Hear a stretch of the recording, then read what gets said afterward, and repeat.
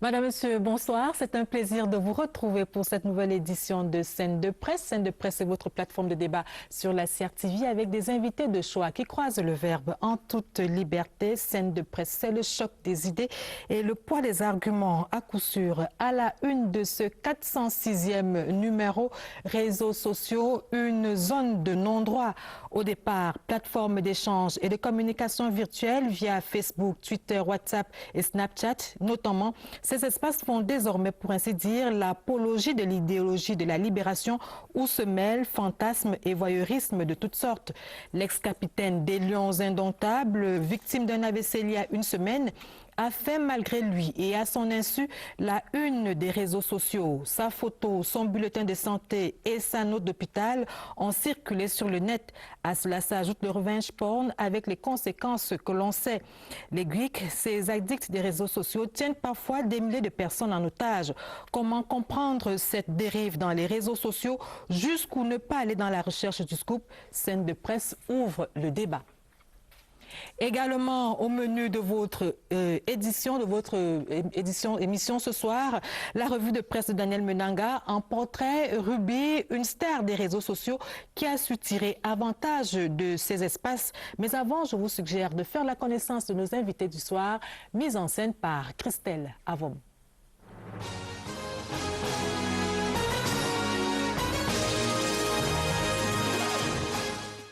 Yannick Yemga est chef service politique au quotidien Mutation. Des stages de formation à l'École internationale des jeunes activistes médias sur la promotion de la paix via les réseaux sociaux en Russie, au séminaire de formation de journalistes africains francophones au multimédia à Beijing, Yannick Yemga est notre journaliste geek ce soir.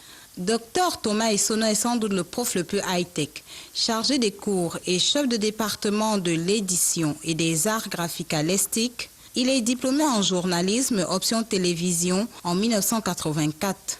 Docteur des sciences de l'information et de la communication de l'Université de Paris 2, Panthéon-Assas, il est le créateur-présentateur de l'émission politique Écho du Palais, devenue aujourd'hui Président Satu. Il a comme sujet principaux de recherche la communication politique, la communication de crise et s'intéresse aussi aux nouvelles technologies de l'information et de la communication. Armand Leka Essomba est PhD en sociologie. Ce spécialiste de la sociologie de la communication est aussi responsable du laboratoire camerounais d'études et de recherche sur les sociétés contemporaines. Le paradigme social et les failles liées aux nouvelles technologies de l'information et de la communication, il les avait prédites. On espère retrouver un chapitre dessus dans l'un de ses 2 livres en gestation chez l'Harmattan. Celui qu'on ne présente plus, le professeur Daniel Anissen Noambede, fait partie des anciens encore actifs. Considérez-le comme le gardien de la tradition du journalisme au Cameroun. Il pense que le site internet Wikileaks est une modification fondamentale du journalisme d'investigation qui ne respecte pas les règles de déontologie, de l'information qui ne saurait être du journalisme tel que vécu à l'époque du Watergate. Mais ne vous y trompez pas. Le prof est très présent sur la toile. D'ailleurs, sa photo de profil sur Facebook affiche un grand sourire et pour cause, la proximité avec ses anciens étudiants l'oblige.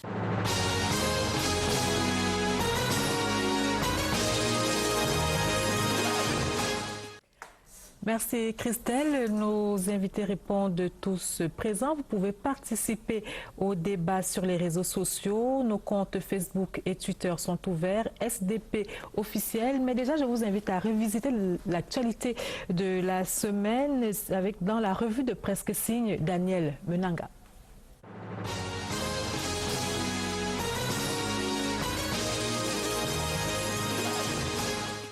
Cette semaine, le gouvernement Yan 3 a soufflé sur sa première bougie. De quoi enrichir les colonnes des journaux écrits de la place. Le Messager analyse ce que peut le gouvernement réaménager le 2 octobre 2015.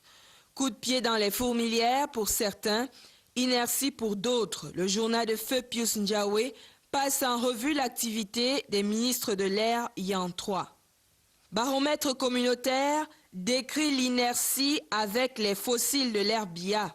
Le journal de Mélanie Betebe note qu'une vingtaine de ministres cumulent depuis plus de 10 ans déjà au gouvernement.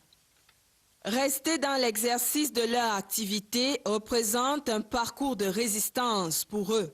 Les enseignants célèbrent la 22e édition de la Journée mondiale consacrée à l'amélioration de leurs conditions de travail sur fond de revendications, indique le Messager. Le syndicat national des instituteurs contractuels et des maîtres parents est monté au créneau. Le SNICOM demande l'intégration des instituteurs contractuels dans les rangs des fonctionnaires. Mutation expose les déboires des enseignants dans son supplément thématique. Travailler avec le strict minimum tout en préservant sa dignité, c'est ce que coûte être enseignant aujourd'hui. Un combat de longue haleine, malgré les efforts des pouvoirs publics, déplore Cameroun Tribune. Avec un statut particulier des enseignants du corps de l'éducation nationale qui prévoit des primes, mais également la mise sur pied des palmes académiques qui encouragent et valorisent le mérite des personnels enseignants depuis 2015. Le quotidien Le Jour regrette cependant que l'esprit festif prenne le dessus sur la réflexion du 5 octobre.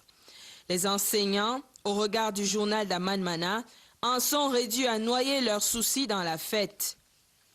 Plonger ses frustrations et son stress dans la fête permet dans une certaine mesure de prévenir les maladies cardiovasculaires.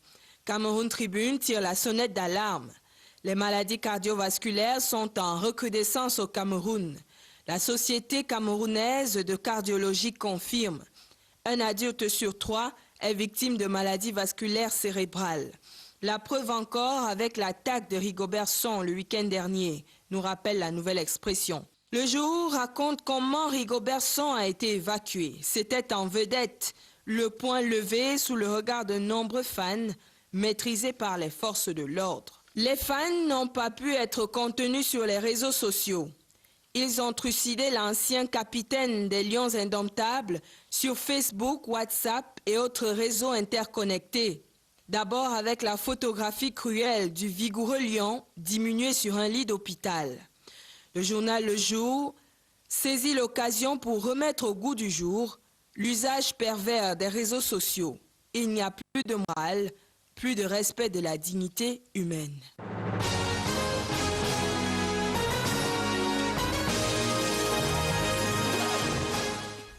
Merci Daniel Menanga. Et justement, c'est de cela que nous allons parler ce soir. Nous allons justement questionner ces dérives que l'on retrouve de plus en plus dans les réseaux sociaux. Professeur Daniel Anissenioa, bonsoir. Bonsoir madame, merci de m'avoir invité. Alors, dans le déclenchement de la maladie de l'ex-capitaine des Lions Indomptables, Rigobert Song, toutes sortes d'informations et d'intox ont circulé sur les réseaux sociaux. Comment avez-vous réagi à cet embrasement? Bon, merci, j'ai réagi en deux temps. Mais je voudrais d'abord réagir comme analyste, comme observateur. Je ne peux pas être pris dans le piège social de confondre la communication médiatique, c'est-à-dire ce qu'il y a dans les médias, ce que les médias publient, et la communication par les réseaux sociaux, c'est-à-dire ce que nous tous, nous pouvons nous communiquer avec nos nouvelles familles sur les réseaux sociaux, nos nouveaux amis, etc. La différence entre les deux s'appelle l'édition. C'est-à-dire que pour que quelque chose soit publié dans l'un des journaux que vous avez vu tout à l'heure, ça passe par une conférence de rédaction. Il y a un ensemble de personnes qui décident, qui ont une déontologie, etc. C'est à ce prix que ça passe dans les journaux. Maintenant, ce qui passe entre chacun de nous individuellement, c'est une activité individuelle. Et moi, je crois que c'est un débat hypocrite, ce à quoi nous assistons maintenant. Si je ne le dis pas comme ça, je ne sais pas comment on ferait. C'est un débat hypocrite.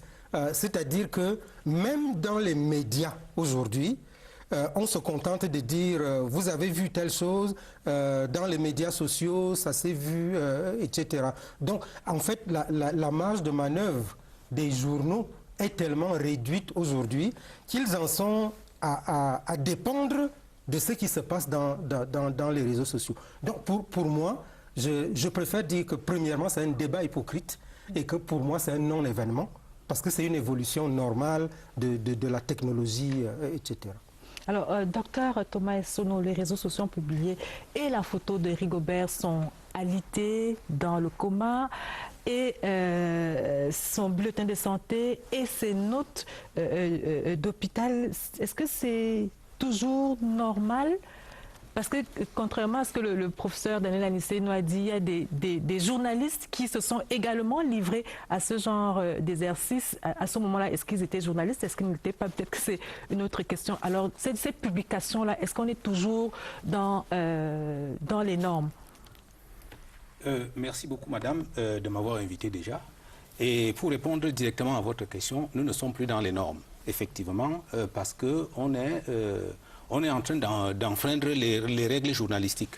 Bon, c'est vrai que ce ne sont pas les journalistes qui ont mis les photos de Rigobert Song sur les réseaux sociaux. Bon, maintenant, il faut chercher à savoir... Mais ils ont quand même fait circuler ces photos-là dans les différents forats de journalistes. Ça rejoint ce que le professeur Daniel Anissé nous disait tout à l'heure. Aujourd'hui, les médias se contentent de dire que, bon, est-ce que vous avez vu telle image sur Facebook? Est-ce que vous avez vu telle image sur WhatsApp? Donc, les journalistes aujourd'hui essayent de se mettre derrière les réseaux sociaux pour dire que ce n'est pas nous, ce sont les réseaux sociaux. Mais les réseaux sociaux, c'est qui? Bon, oui, bon, maintenant, le problème qui se pose avec le problème de Rigobert Song, c'est que quelqu'un est rentré dans la salle où il était alité. Et moi, je suis convaincu à 95% que ce sont les gens de l'hôpital qui ont fait cette photo. Parce que je vois mal comment quelqu'un peut venir de l'extérieur, rentrer dans un hôpital, aller jusqu'aux soins intensifs pour aller filmer un malade dans le coma. Ce n'est vraiment pas possible. Ça ne peut être que quelqu'un de l'hôpital qui a filmé Rigobert Song et qui a balancé ça sur le net. Ça devient un problème assez dangereux. Parce que ça veut donc dire qu'il n'y a plus de vie privée. La vie privée n'existe plus. Je suis même inquiet parce que, je ne sais pas, nous autres, nous avons des étudiants qui sont très jeunes, qui sont adeptes des réseaux sociaux. Moi, je me demande si demain, quand je vais mourir, je ne vais pas mourir en direct sur Facebook. Parce que ça devient inquiétant. Aujourd'hui, les appareils photos sont partout. Les appareils photos ont des caméras. Ils filment tout. Bon, vous avez vu aux États-Unis ce qui se passe. Quand un policier blanc tue un Américain noir, il y a toujours des images. Parce que les gens filment à travers la chambre. Ils voient une affaire qui se passe, ils filment. Et ça passe à la télé. Et il y a beaucoup de policiers qui ont été condamnés à cause de cela. Il y a eu des émeutes. Vous vous souvenez, il y a quelques années, même au mois de... Je ne sais plus quel mois, mais en 2016, il y a eu des émeutes aux États-Unis où les Africains, les Américains noirs ont décidé aussi de tuer des Blancs. Et d'ailleurs, il y a eu des scènes de crimes beaucoup plus dangereuses. Et bon, aujourd'hui, je ne sais pas qu'est-ce qu'on va en faire, mais c'est devenu vraiment un problème inquiétant. Alors, Yannick Yemga, au-delà du cas Sombana qu'on a évoqué à l'entame de cette émission, vous avez mené une enquête cette semaine, une enquête qui est parue dans le journal Mutation, enquête intitulée « Internet dans les filets du porno chantage ». Alors, quels sont les résultats de cette enquête et quelle est l'ampleur du mal? Merci déjà de m'avoir convié à cette émission. Permettez-moi, avant de répondre à votre question, très rapidement, de faire une précision relativement à la loi. Alors, nous sommes dans un état de droit. Nous allons parler de la loi à la fin de l'émission. En fait, je voulais simplement qu'on sache exactement quel est le cadre normatif. C'est-à-dire que la loi du 21 décembre 2010 relative à la cybersécurité, à la cybercriminalité, l'article 14 dit précisément que toute personne a droit au respect de sa vie privée. Et l'article 78 de cette loi-là dit punit précisément ceux qui publient ou propagent des photos comme celle du capitaine Rigobert Song. Bon, ça c'était pour le cadre normatif, j'espère qu'on va y revenir tout à l'heure. Alors, pour revenir à cette enquête que nous avons menée la semaine dernière, vous me demandez quelle est l'ampleur du mal. Je vous dirais que le mal est très profond. Il faut savoir qu'une dizaine de personnalités, rien que depuis le début de cette année, ont déjà déposé des plaintes à la gendarmerie, le service central des recherches judiciaires, pour des cas de porno-chantage. Depuis 2013, c'est une cinquantaine de personnalités. Et je parle simplement des hautes personnalités, des hauts dignitaires de l'État. Je ne parle pas des citoyens lambda, des citoyens ordinaires, parce qu'il y a une dizaine de plaintes comme ça quotidiennes de victimes de ces cybertruands, dont le mal est très profond. Et puis, il faut dire que les cybertruands sont quand même dopés par des promesses de gains, j'ai envie de dire, énormes. Il faut savoir, par exemple, qu'en Côte d'Ivoire, en 2011, la cybercriminalité, rien que ce segment du porno-chantage a rapporté environ 14 milliards de francs CFA, c'est beaucoup. Et donc, le fait qu'aujourd'hui, ces cybertruands ont là une manne facile, une source facile de revenus, fait en sorte qu'ils ont affiné leur technique d'hameçonnage, c'est comme c'est l'expression sur le jargon, leur technique pour tenir leur poids et les faire chanter. Alors vous vous êtes mis dans la peau d'une victime entre guillemets. Comment est-ce que vous avez vécu cet échange-là avec ces truands? Oui, nous avons pris le parti de faire une enquête en totale immersion. D'abord parce que nous voulions comprendre comment est-ce que des personnalités, des personnes normalement constituées arrivent à tomber dans la nasse aussi facilement. Je dois vous rappeler qu'il y a des cas non loin de chez nous. Vous avez par exemple le ministre de la Culture et des Arts du Congo, Léonidas Mutom, qui a vu ses photos diffusées sur Internet en mai dernier. Vous avez le vice-ministre des Postes et Télécommunications, Enoch Sibeneza, qui a vu de RDC, qui a vu des vidéos de ces débats sexuels diffusés sur Internet. C'est quand même, il s'agit quand même des débats sexuels dans son bureau. Dans son bureau précisément. C'est quand même des personnalités. Je rappelle que le vice-ministre des Postes et Télécommunications, c'est un peu, si vous voulez, la tutelle ici chez nous de l'ANTIC, qui est l'Agence nationale des technologies de l'information et de la communication, qui est précisément l'un des gendarmes de l'État en matière de répression de ces cyberarnaques-là. Et donc, nous nous sommes mis dans la peau d'une personne, d'une victime. Nous avons joué le jeu et nous nous sommes déshabillés, mais pas totalement, pour donner justement le sentiment à la jeune fille qui était de l'autre côté de sa webcam, que nous étions vraiment tombés dans le panneau. Et ce qui est extraordinaire, c'est que l'expérience nous a amené à comprendre que lorsque des personnes tombent dans ce panneau-là, elles deviennent vraiment des prisonnières, parce que le choix des cibles n'est pas fortuit. C'est-à-dire qu'on choisit des personnes qui ont une certaine notoriété, qui ont une image à préserver. Et donc, lorsque vous avez donc une personnalité, un ministre, par exemple, qui a ses photos nues entre les mains d'un cybertruand, il est prêt à payer le prix fort. Alors, docteur Leca, bonsoir. Bonsoir. Alors, dites-nous, ces réseaux sociaux semblent consacrer un peu le règne du voyeurisme. Comment est-ce que vous expliquez cela? Il y a des auteurs, il y a des acteurs, mais surtout, il y a un public. Oui, je crois qu'effectivement, il faut, avant de condamner les excès ou de célébrer les vertus et les mirages de la technique, essayer de comprendre que ce à quoi nous assistons aujourd'hui, je crois, nous amène à considérer que nous vivons une transition culturelle extrêmement inédite, extrêmement importante. En réalité, cette transition culturelle est déterminée, alimentée par ce qu'on appelle la révolution numérique. La révolution numérique, dont, disons, la genèse récente remonte aux années 70 avec l'apparition et l'explosion des premiers ordinateurs, en 1990 avec l'explosion du phénomène Internet, et en 2000 avec l'apparition du smartphone et de tous les autres objets. Et donc, en réalité, cette révolution numérique, qui elle-même est le prolongement de la révolution numérique, nous inscrit donc dans un débat beaucoup plus large sur les rapports entre technique, société et individu. Et dans ce débat, nous savons que depuis le développement du machinisme au XIXe siècle, en Europe occidentale et en Amérique du Nord, ça a toujours soulevé des polémiques. Deux grands courants sont apparus. Un courant, disons, de tendance technophile, et qui est en réalité le courant dominant et le courant majoritaire, et donc qui célèbre et qui parfois même idolâtre la technique, en essayant de mettre l'accent uniquement sur ses vertus et les grandes évolutions.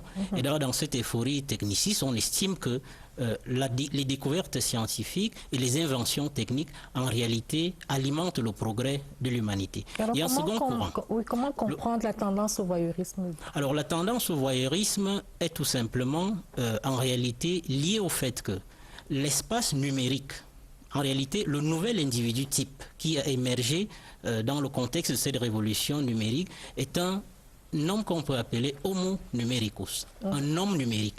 L'homme numérique, si vous reprenez le vieil africain d'il y a 2 siècles et que vous le remettez aujourd'hui dans nos rues, dans notre public, il va observer des choses étranges, des corps appareillés, des individus qui se promènent avec des prothèses corporelles, donc on ne peut pas se séparer de son téléphone portable, des gens qui marchent tête baissée, des individus qui ont l'impression de parler à eux seuls, sans aucune... Et donc, il sera dubitatif et se demandera si ce sont encore des humains qui ont une certaine vie sociale. Et donc, cet espace numérique et en réalité a développé la culture de l'exhibition, la culture de la mise à nu volontaire, la culture, disons donc du voyeurisme, comme vous dites. Et dans le cas que vous évoquez, en réalité, la polémique suscitée par la publication de cette image, de cette photographie de Rigobert Song-Bahanak, disons, n'est qu'anecdotique. Bien sûr anecdotique et un épisode marginal de l'expression de cette angoisse, de l'angoisse éthique, mais aussi de l'angoisse de cette déréliction morale. Car en réalité, cet espace numérique qui crée vraiment une vie, en réalité, cet espace numérique est caractérisé par 5 grandes caractéristiques majeures. C'est d'abord la connectivité, c'est l'interactivité, c'est la virtualité, c'est la fluidité, c'est la versatilité, et c'est ce qu'on appelle la ludogénéité, c'est-à-dire les gens ont l'impression de jouer.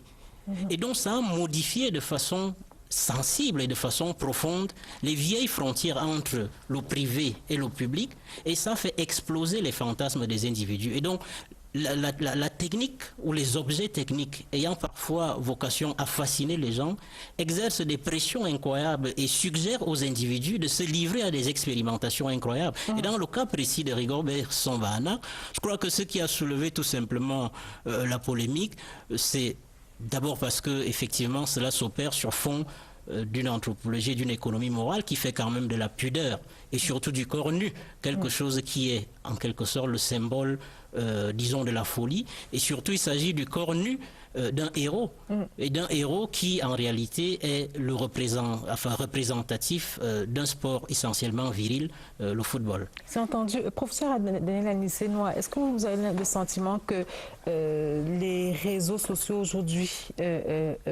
sont comme une prolongation du journalisme de sensation avec les 3 S, le sang, le sexe, le scandale?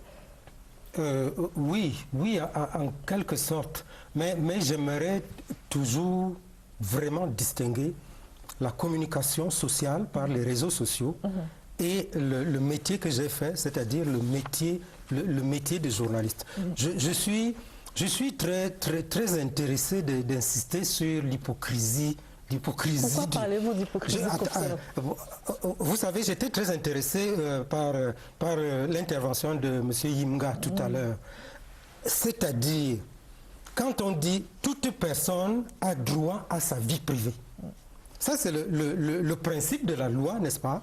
Mais maintenant, quand nous continuons, nous disons une 50aine de personnalités de ce pays se sont plaintes de voir leur image dans l'air. Mais je vais dire une chose, c'est que moi je suis très intéressé de savoir les noms de ces 50 personnes qui font l'amour au bureau et qui filment lorsqu'ils font l'amour dans un lieu public.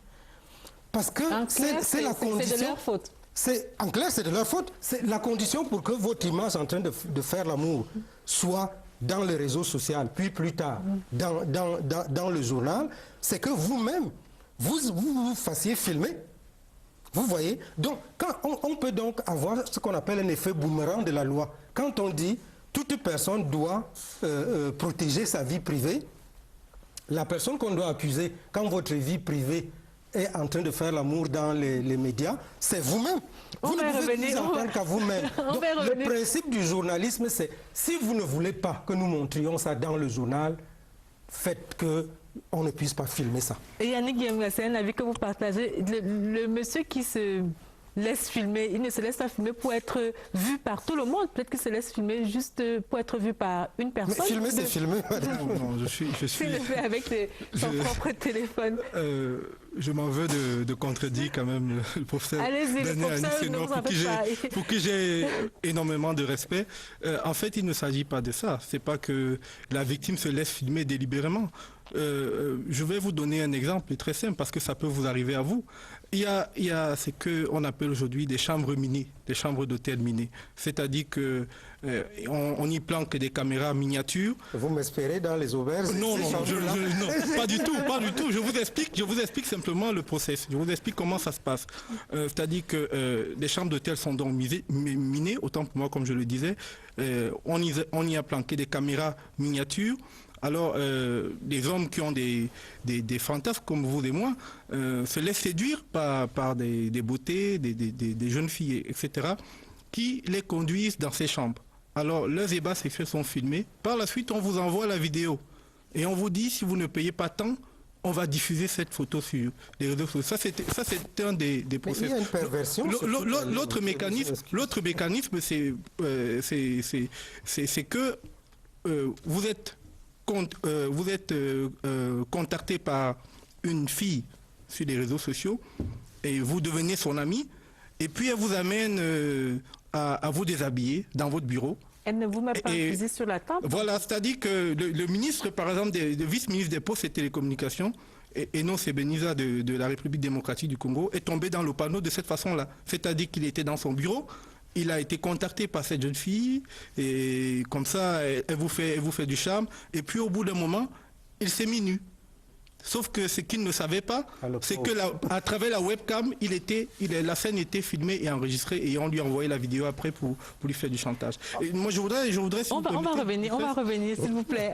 Je vous promets de vous donner la parole juste après la rubrique portrait. Malgré les travers des réseaux sociaux, quelques personnes ont quand même su tirer profit de ces plateformes-là. C'est le cas de Yvonne Akono alias Ruby qui a plus de 255 000 abonnés sur sa page Facebook, et Martine Noël Dengue nous amène à la découvrir dans la rubrique Portrait.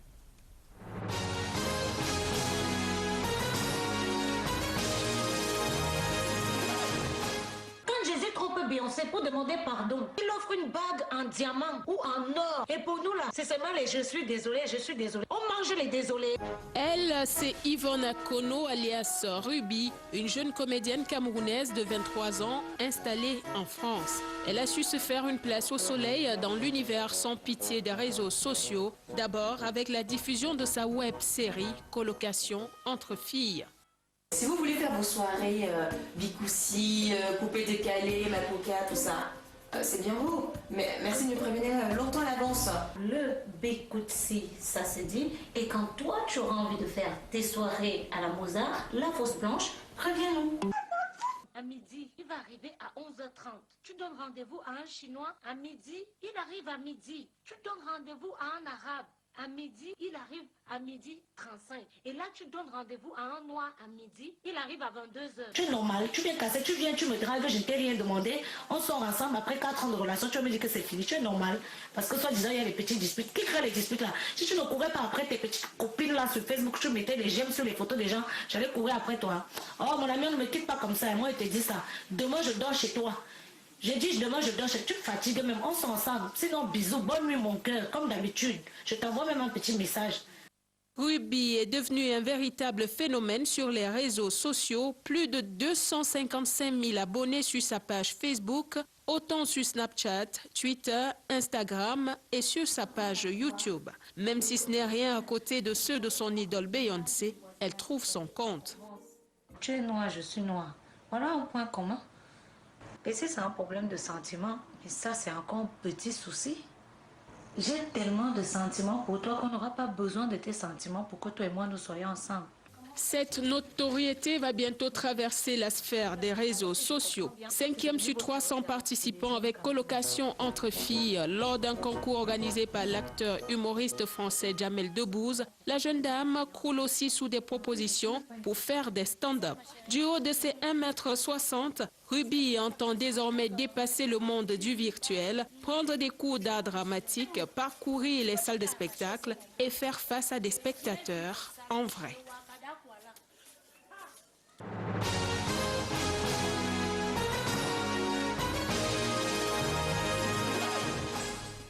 Merci Martine Noël Ndengue. C'était donc Ruby dans la rubrique Portrait de scène de presse avec ses 255 000 abonnés, voire un peu plus. Yannick Yemga, vous avez la parole avant qu'on ne passe à la rubrique. Oui, bon, enfin, le professeur disait qu'il y avait beaucoup d'hypocrisie dans cette histoire. Moi, je ne suis pas d'accord. Je voudrais simplement dire que la tendance au voyeurisme procède quand même du souci de la quête de l'information. Et la quête de l'information, celui qui a l'information a le pouvoir. Et vous savez que la quête du pouvoir ou l'amour du pouvoir est l'un des instincts primitifs enfouis en chacun d'entre nous. C'est-à-dire qu'aujourd'hui, quand sur les réseaux sociaux, la course au scoop, la course à la diffusion d'une information, vous confère une certaine autorité, une certaine popularité. Pour ceux qui ne sont pas journalistes en tout cas, et même pour ceux qui sont journalistes. Je vous ferai remarquer par exemple que la photo de Rigobert qui a circulé sur les réseaux sociaux, vous aviez des commentaires du genre Rigobert Song est mort, qui confirme. Mais tout ça c'est sanctionné par la loi. On va y arriver, j'espère, tout à l'heure. Alors, Dr Thomas, est-ce que la course au scoop dont parle Yannick Yemga exempte les journalistes et tous les autres du respect, des recoupements nécessaires déjà, mais également du respect de la vie privée? Non, pas du tout. Le recoupement de l'information est obligatoire pour un journaliste. Bon, bien entendu, nous sommes là en face de ce que... Mais pas seulement pour les journalistes? Oui, pour tout le monde. Sinon, ça devient de la diffamation, ça devient... Je voulais surtout dire qu'on est en face de quelque chose qu'aujourd'hui on appelle le journalisme citoyen. C'est-à-dire que tout le monde peut devenir journaliste. À partir du moment où vous savez lire, vous savez écrire, vous avez un appareil photo, un téléphone, vous devenez journaliste. Bon, maintenant, je me souviens de ce que votre directeur général a dit l'autre jour au ministère de la Communication, je pense le jour où il est parti retirer sa carte de presse. Il disait justement que nous, à la CRTV, nous devons faire le journaliste en respectant les canons du métier. Bon, maintenant, il a parlé du journalisme citoyen. Ces gens qui baladent leur téléphone partout, qui filment n'importe quoi et n'importe où, et qui vous disent que c'est eux qui informent les gens. C'est vrai, il a aussi dit que c'est un aiguillon, c'est-à-dire qu'il nous montre que nous devons être réactifs par rapport aux événements qui arrivent. Mais nous devons quand même, nous journalistes, même si on regarde aussi ces choses-là, prendre un certain recul et faire des vérifications nécessaires avant de publier l'information. Le scoop n'est pas obligatoire. Tout bon journaliste est à la recherche du scoop. Mais il faut faire attention, à force de vouloir chercher le scoop, on arrive à sortir des inepties, des choses qu'on ne peut pas vérifier. Mais je voulais, avant de répondre à ça, toujours revenir à ce que disait le professeur Daniel Anicenois. Et je suis d'accord avec lui, il y a beaucoup d'égoïsme, d'hypocrisie dans cette affaire. Parce que dans les réseaux sociaux, il y a un mélange d'intimité et d'extimité. L'intimité, bon, chacun veut défendre son intimité, mais en même temps, regardez bien ce qui se passe. Quand quelqu'un diffuse sa photo ou son profil, quelque temps après, il va au-delà, un prolongement, il commence à diffuser un prolongement de son corps. Donc, il vous montre ses habits, il vous montre son placard, il vous montre sa chambre, son lit. Or, est-ce que vous êtes obligé de le faire?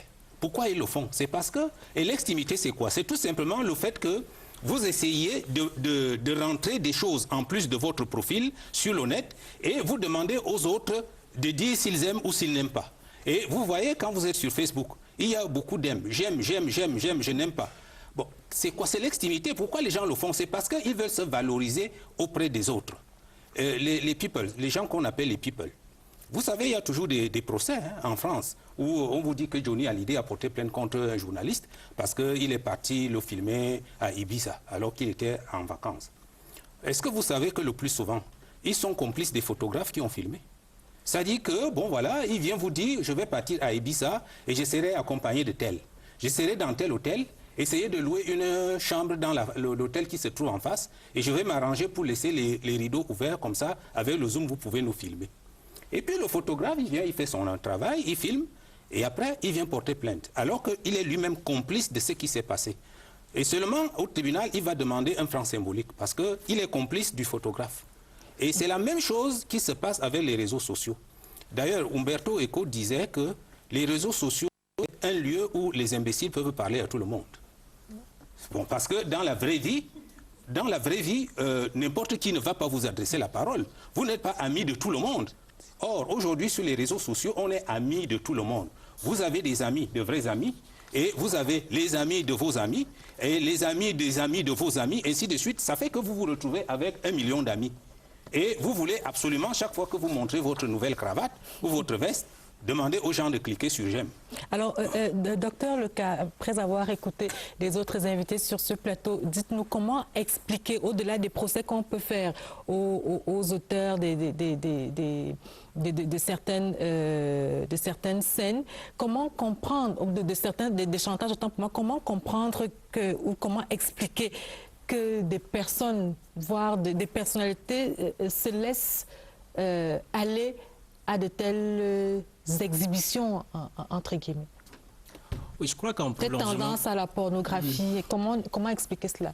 Oui, en prolongement à ce qu'on disait plus haut, c'est en fait les implications irréversibles de l'âge digital à laquelle cette phase de l'humanité est passée, de telle manière que, vous voyez, il y a vraiment tout un espace, ou si vous voulez un cyberespace, un espace numérique où il y a une vie numérique. Donc l'homme numérique contemporain, effectivement, exploite les avantages qui lui sont offerts par cette révolution où, effectivement, les frontières entre le privé et le public ont été métaphoriquement abolies. Il y a une distance, il y a un espace sans distance et il y a un temps sans délai dont la simultanéité et l'ubiquité, la mobilité sont donc des marqueurs de cette nouvelle édition. Vous pensez qu'avec les réseaux sociaux, les fantasmes sont entrés par la porte, la pudeur est sortie par la fenêtre? Oui, je dois d'ailleurs attirer l'attention sur un aspect peut-être qui a souvent été très peu approfondi par les sciences sociales locales.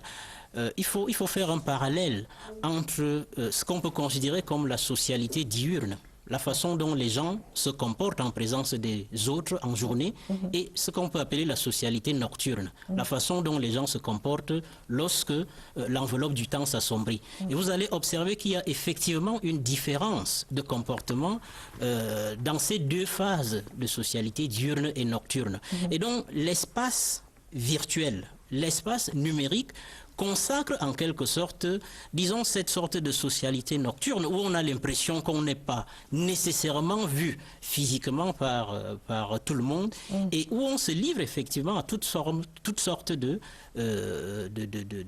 disons, ce qu'on peut considérer comme des excès, mais qui en réalité sont liés au fait que si vous prenez ces objets qui prolongent notre corps, prenez votre téléphone portable, votre smartphone, votre tablette, en réalité, nous développons des formes d'intimité et de complicité intime avec ces objets. Sauf que ces objets qui condensent une bonne part de notre biographie et condensent de nombreuses de nos traces vont finir par être tracés. Lorsqu'on laisse des traces, même si on peut se filmer seul dans sa chambre, parce qu'on veut voir, la photographie existait, ça demandait beaucoup d'efforts pour qu'on se fasse filmer, pour qu'on aille imprimer votre photo. Nous avons aujourd'hui à notre disposition des objets qui nous autorisent, n'est-ce pas, toutes sortes de fantasmes, donc toutes sortes d'expérimentations. Et et ça c'est des problématiques de la sociologie des usages, donc la façon dont les gens font usage des objets techniques, la façon dont ils les détournent, n'est-ce pas. Vous savez qu'aujourd'hui la technique, on considère qu'elle est acceptée, elle est révérée et elle est contestée. Elle est contestée précisément du fait de certaines de ces implications. On la sacralise ou elle devient omnipotente, omniprésente. Mais la plupart de ces individus, d'abord, qui se livrent à ces expérimentations, a priori, certaines de ces expérimentations leur sont suggérées par les possibilités contenues dans la perfection des appareils techniques. Et donc, à la base, certaines de ces données ne sont pas censées être diffusées. Sauf qu'effectivement, ces objets sont en réalité, disons, des archives mobiles. Vous rejoignez le professeur Daniel Anicet-Noah qui disait tantôt que, disons que la catégorie vous ne soyez pas vu, il vaut mieux que vous ne pas vous faire filmer. Alors, professeur Daniel... Sauf qu'ici, il y a une dimension, disons, d'irréversibilité. La conscience humaine est hélas ainsi faite, de telle manière que on peut effectivement, en fait, c'est la pression un peu, il y a là un débat entre le déterminisme technique et la façon dont on contrôle les usages qu'on peut faire de la technique. Mais vraiment, les hommes, disons, au milieu de tout cet appareillage, ont tendance à se livrer à des expérimentations qui leur sont suggérées précisément par les possibilités qu'offrent ces appareils. La question morale et éthique étant, oui, si ces objets rendent tout possible, est-ce que tout est souhaitable? Et ça, c'est une question qui relève à la fois de l'éthique individuelle et voilà, et c'est dans la question que je voudrais poser, professeur Daniel Anicet-Noah. Est-ce que désormais, il y a comme une ambiguïté entre le permis et l'interdit? Non, pour moi, non. Il n'y a jamais eu d'ambiguïté. Je voudrais dire que, mais je le dis avec humour, hein, j'ai bien aimé la distinction que le professeur Lekai Somba fait entre la sociologie du jour et la sociologie de la nuit. Mais je voulais juste lui rappeler que dans la sagesse universelle, la nuit, tous les chats sont gris. Donc, dès qu'on ferme les portes et tout ça, tout le monde devient un peu bizarre. Donc, je voulais également évoquer l'usage de ces technologies-là, le selfie, le Skype, qui nous amène vers les sex-tapes, etc. Moi, je suis constructiviste. Moi, je trouve que la société est faite des gens qui aiment se faire filmer pendant qu'ils font l'amour et des gens qui ne se font pas filmer. Donc, à partir de là, ceux qui se font filmer peuvent faire œuvre utile. Le porno revenge est quelque chose d'utile dans la société. Je voudrais juste concrètement vous donner un exemple que j'enseignais à l'université du Cameroun et que l'année dernière, une fille a gagné un procès contre un enseignant de l'université. C'est connu de tous les enseignants de l'université. Hein. Je crains que ce soit à l'école normale supérieure. Donc, qu'une fille ait gagné le procès parce que lorsque le professeur, étant un partisan du sex-tape et en même temps violant donc une de ses étudiantes, a filmé, cette fille a fait prévaloir ce film. Et le professeur, je crois, a été au moins suspendu. Je ne connais pas bien la sanction, mais en tout cas, on a donné raison, vu la violence perverse des images. Donc, je voudrais juste, comme on est dans une émission qui peut être éducative, quoi, je voudrais dire qu'aux États-Unis, en ce moment, il y a une théorie qu'on appelle les archives de soi. C'est-à-dire les films que vous faites pour vous-même, les photos que vous faites avec les concubines, les amants, les copains, les positions bizarres, etc. Ce qu'on recommande à l'ère des AVC, où quelqu'un peut mourir à tout moment, c'est que pour les vieilles personnes, il faut enlever ces photos de votre bureau et il faut wiper les autres, il faut les effacer. Parce que malgré vous, si vous avez un AVC et vous tombez et vous êtes de mort subite, les gens vont retrouver ces photos et détruire votre mémoire posthume.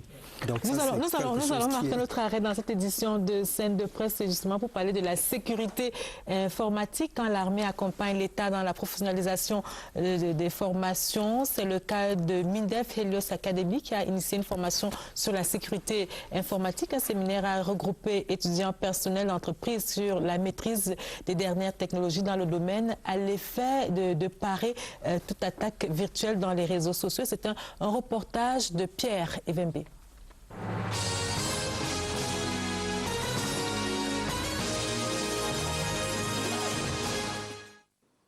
L'ennemi n'est plus seulement au front, mais dans un monde qui se veut de plus en plus numérique, l'ennemi est dans la machine, virus, pirates, hackers. La nécessité d'assurer la sécurité des dites machines, des réseaux qui se densifient intensément, n'est plus à démontrer. On a des demandes de connexion d'utilisation du réseau qui ont évolué et dont nous considérons aujourd'hui que la sécurité est au cœur de tous les systèmes, au cœur de toutes les entreprises. Donc c'est pour ça que nous prenons la sécurité extrêmement au sérieux. Le problème de sécurité, n'est-ce pas, dans les réseaux se pose, n'est-ce pas, à tous les niveaux. Ça veut dire que c'est un problème sérieux. Tout réseau, pour, n'est-ce pas, bien fonctionner, doit être sécurisé. Et la sécurité doit être de taille. Et qui mieux que l'armée dans le contexte actuel peut parler de la sécurité, surtout dans le domaine de l'informatique. Helios Minef Academy, centre d'excellence du ministère de la Défense, s'engage ainsi à développer les compétences des personnes et entreprises. Et dans sa mission de résilience armée et nation, une formation a été ouverte à nos forces de défense et aux civils, notamment professionnels et étudiants. Formation basée sur le diptyque sécurité informatique, porté haut par des instructeurs camerounais travaillant pour le géant Cisco, spécialisé dans les réseaux.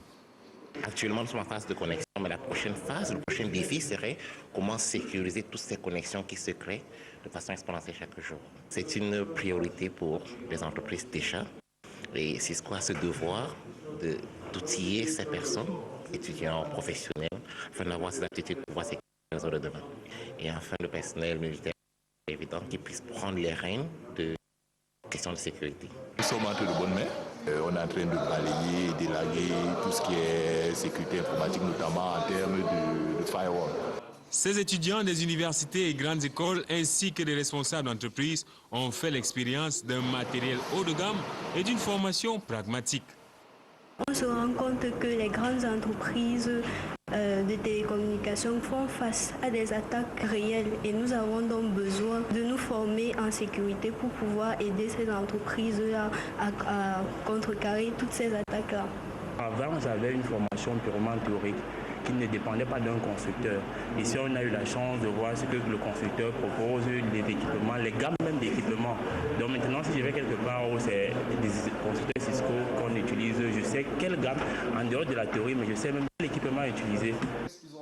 Helios Minef Academy, qui compte apporter une valeur ajoutée dans la maîtrise de la sécurité informatique, est bénéfique pour l'armée, nos entreprises et surtout une chance pour ses étudiants.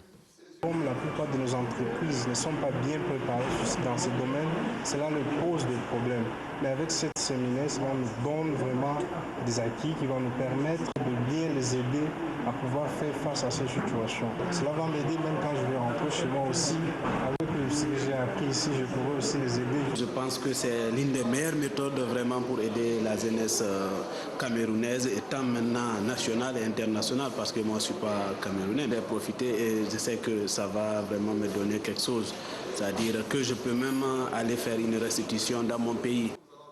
Aucune entreprise ne peut plus se prévaloir d'être à l'abri des attaques à 100%. Avec ces formations pointues faites au Cameroun, c'est une manne pour les entreprises locales, une grâce pour les jeunes et la sécurité pour le pays.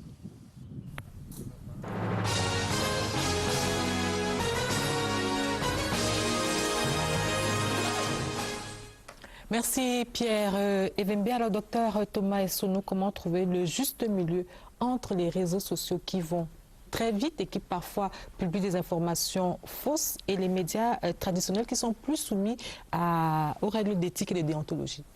Donc, moi, je pense qu'il faudrait d'abord, c'est un problème d'éducation. Il faut éduquer. L'éducation à l'information. Oui, oui, absolument. Et d'ailleurs, c'est quelque chose qui se passe aujourd'hui dans le monde.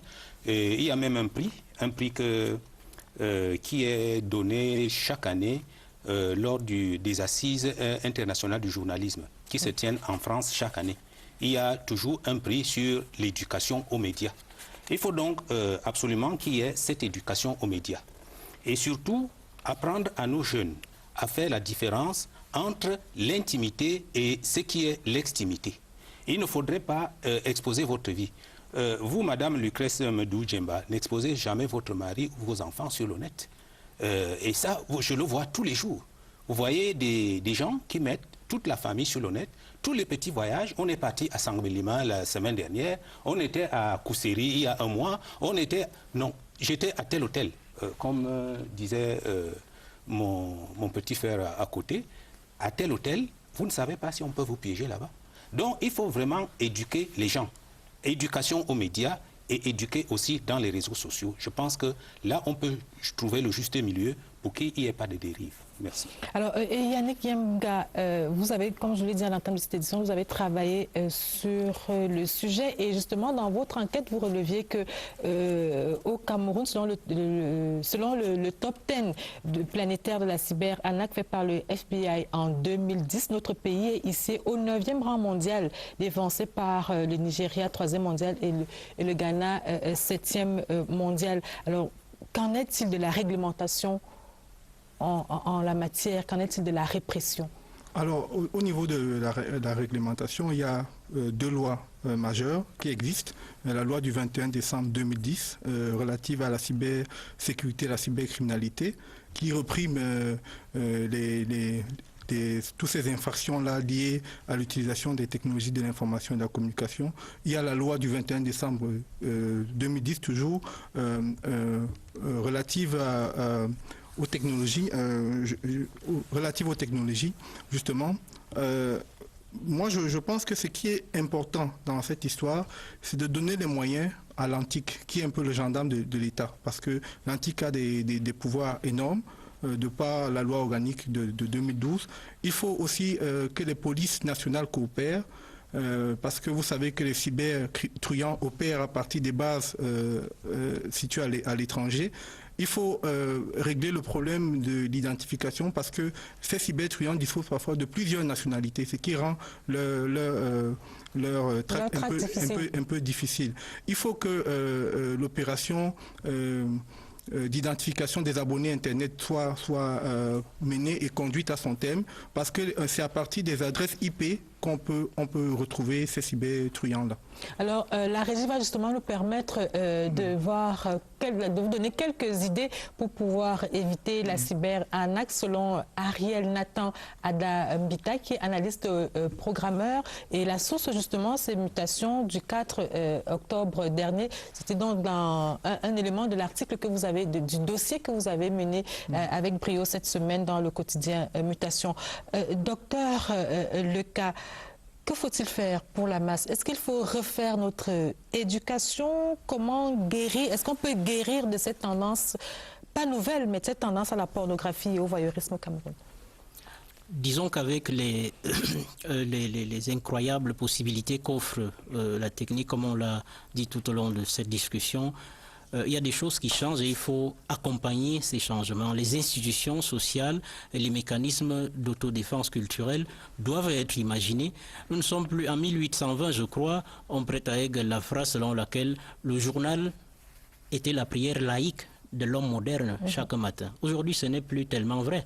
Aujourd'hui, c'est votre téléphone que vous ouvrez les réseaux sociaux, vous allez avoir, et comme tout le monde l'a dit ici, un lieu où on expose pratiquement tout. Donc il faut imaginer un nombre de choses dans une perspective, puisque la réglementation et les formes de réglementation interviennent toujours après les excès. Donc, d'accompagnement, les commissions